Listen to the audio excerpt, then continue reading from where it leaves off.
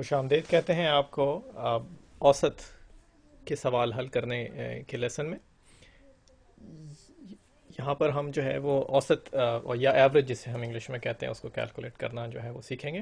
हो सकता है कि आपने ये जो लफ्ज़ है औसत का या एवरेज का अक्सर सुना हो। मसलन कहते हैं कि एक औसत तनख्वाह जो है किसी कंपनी के अंदर इतनी है, या एक औसत तालिब इल्म जो है वो किसी स्कूल के अंदर उसको इतना आता है या इतना नहीं आता। तो ये हम जो है औसत या एवरेज की जो टर्म है या जो लफ्ज़ है वो इस्तेमाल करते हैं जब बहुत सारे नंबर हों हमारे पास और उन सब को हम किसी एक नंबर से ज़ाहिर करना चाहते हो या रिप्रेजेंट करना चाहते हो। फ़र्ज़ करें कि हमारे पास जो है वो कुछ नंबर्स हैं। मसलन हम लिखते हैं 1, 3, 5, 20, ठीक है। और हम आपसे ये पूछेंगे इनका एवरेज क्या है, ये औसत नंबर क्या है कि जो इन सारे नंबर को रिप्रेजेंट या ज़ाहिर करता।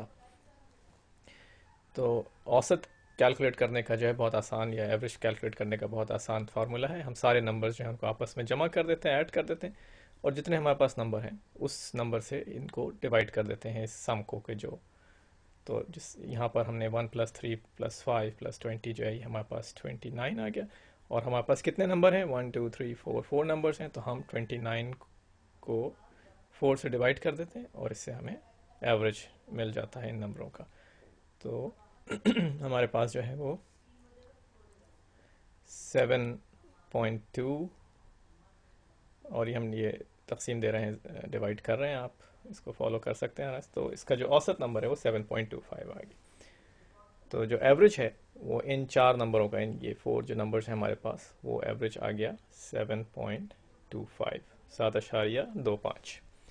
ठीक है। और 7.25 जो है ये 5 और 20 के बीच में कहीं पर जो है यहाँ पर होगा ये।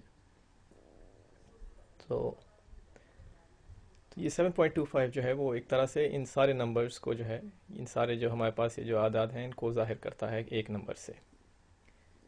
इसके अलावा और बहुत सारे तरीक़े हैं, या और बहुत सारे अल्फाज भी हैं कि जो लोग इस्तेमाल करते हैं। मसलन मीन भी एक लफ्ज़ है कि जो एवरेज के लिए या औसत के लिए इस्तेमाल किया जाता है। एक मीडियन या बिल्कुल दरमियाना नंबर जो है वो भी एक और तरीक़ा है बहुत सारे नंबरों को किसी एक नंबर से ज़ाहिर करने का। चलें एक सवाल और देखते हैं। फ़र्ज़ करें कि आपके पास ये 4 नंबर हैं, और ये 4 नंबर जो हैं ये आपके, फ़र्ज़ करें कि आप जिस क्लास में पढ़ते हैं उसमें 4 टेस्ट हुए हैं, आपके 4 एग्ज़ाम हुए, और उनमें ये आपके मार्क्स आए हैं। ये पहले में 80 आए, फिर 81 आए, फिर 87 आए, फिर 88 आए। अब फ़र्ज़ करें कोई आपसे पूछता है कि आपका एवरेज जो है वो टेस्ट में क्या मार्क्स आ रहे हैं, क्या रिज़ल्ट आ रहा है। तो वो कैसे कैलकुलेट करेंगे? हम 80 + 81 और उसमें 87 और ऐड करेंगे, और 88। सारे नंबर्स जो हैं वो आपस में हमने ऐड कर दिए, और 0 + 1 ये 7, 8 + 8 6 हो गया, 16, और उसका 6 यहाँ लिखा, 1 ऊपर चला गया, और 4 8 है हमारे पास। तो ये 32 + 1 336 जो है ये इन सब का सम आ गया। ठीक है। अब ये 336 जो है ये टोटल हो गए 4 टेस्ट के अंदर आपके जो मार्क्स आए हैं। अब इसको हम 4 से डिवाइड कर देते हैं क्योंकि 4 टेस्ट हुए हैं हमारे। तो पहला जो है वो 8 दफ़ा पूरा चला गया, 4 32, एक बचा 6, और 8 4 16। तो एवरेज जो हो गया इन 4 नंबरों का वो हो गया 84। तो यानी अब तक जो आपका जो स्कोर आ रहा है मुख्तलिफ टेस्ट के अंदर वो उसका एवरेज 84 है। और हो सकता है कि आपके स्कूल में 84 जो है वो बी हो, या बाज़ स्कूलों में 84 एवरेज स्कोर पे बाज़ टीचर्स ए भी दे देते हैं लोगों को, या फर्स्ट डिवीज़न या सेकंड डिवीज़न, जैसा भी आपके स्कूल में सिस्टम है। तो 4 एग्ज़ाम्स के बाद या टेस्ट्स के बाद जो है, तो आफ्टर एवरेज आफ्टर 4 एग्ज़ाम्स हम लिख रहे हैं, ये है बराबर 84 के। अब फ़र्ज़ करें कि एक 5वां टेस्ट और होने वाला है आपका, और कोई आपसे पूछे कि उस 5वें टेस्ट में आपके कितने मार्क्स आने चाहिए ताकि आपका जो एवरेज है 5 टेस्टों के बाद वो 88 हो जाए। तो 88 जो है वो आपका एवरेज हो जाए 5 टेस्टों के बाद। तो फ़र्ज़ करें कि एक्स जो है वो हमारा 5वें टेस्ट के अंदर जो है वो स्कोर है जो अभी हुआ नहीं है। तो ये हम लिख लेते हैं कि चलें इतना हमारा स्कोर आना चाहिए। तो देखते हैं कि वो क्या स्कोर होना चाहिए।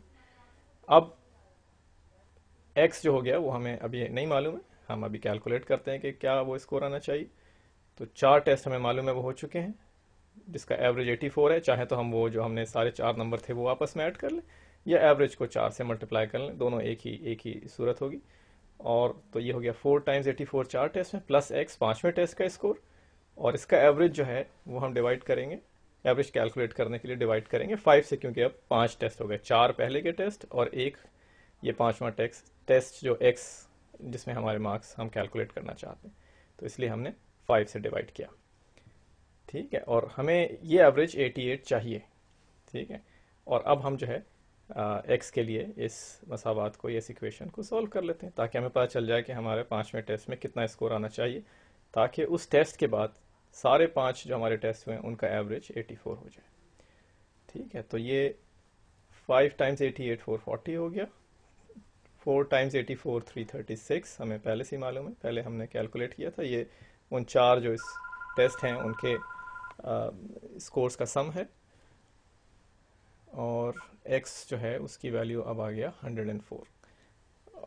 अब बाज़ टेस्ट जो है उनमें 100 से ज़्यादा मार्क्स ही नहीं होते, तो हो सकता है कि आप जो है वो यानी 104 स्कोर ला ही ना सकें। बाज़ टीचर्स जो हैं कभी कभार बोनस क्वेश्चन देते हैं, तो हो सकता है कि अगर ऐसा कोई बोनस क्वेश्चन आपके पास 5वें टेस्ट में हो तो आप 104 या 104 जो है वो टेस्ट ले आए, या अपने टीचर के पास जाके एक्स्ट्रा कोई आपको काम करना पड़े जिसपे कुछ आपको एक्स्ट्रा स्कोर मिल सके।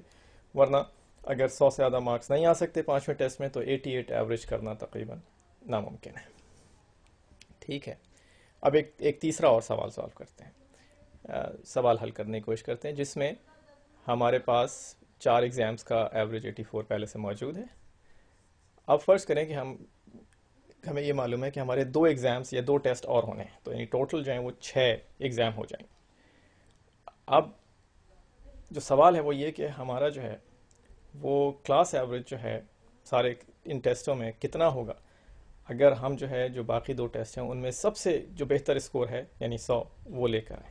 ठीक है, तो यानी हम जो है ये कैलकुलेट करना चाह रहे हैं कि हमारा बेहतरीन एवरेज जो है वो क्या हो सकता है 6 टेस्टों में, जबकि 4 हो चुके हैं जिनमें एवरेज 84 आ चुका है, इसलिए 4 टाइम्स 84 जो डॉट जो है ये मल्टीप्लिकेशन का है, और 2 एग्जाम्स जो बाकी रह गए उसमें हम ये सोच लेते हैं, उम्मीद करते हैं कि हमारे 100 आ जाएंगे उसके अंदर। तो ये 100 जमा 100 जो है ये 100 प्लस 100 200 हो गए, और डिवाइड कर दिया हमने इसको 6 से, क्योंकि 6 एग्जाम्स हो गए।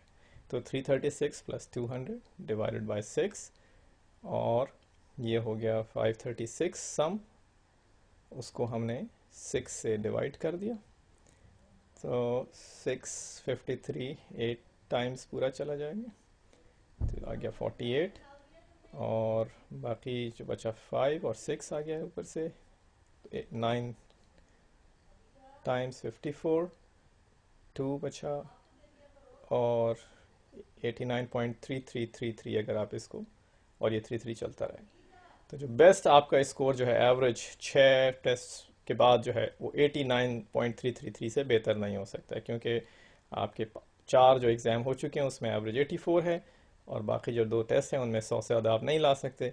तो जो बेहतरीन जो स्कोर आपका आ सकता है अब इन 4 टेस्ट के बाद वो 89.33 है। हो सकता है कि आपकी टीचर जो हैं वो इस स्कोर के ऊपर आपको ए ग्रेड दे दें, लेकिन इससे बेहतर एवरेज आप नहीं ला सकते। अब हमें उम्मीद है कि अब आप इस बात के लिए तैयार हैं कि आप एवरेज के सवाल जो हैं वो आसानी के साथ हल कर सकें। जाइए मज़े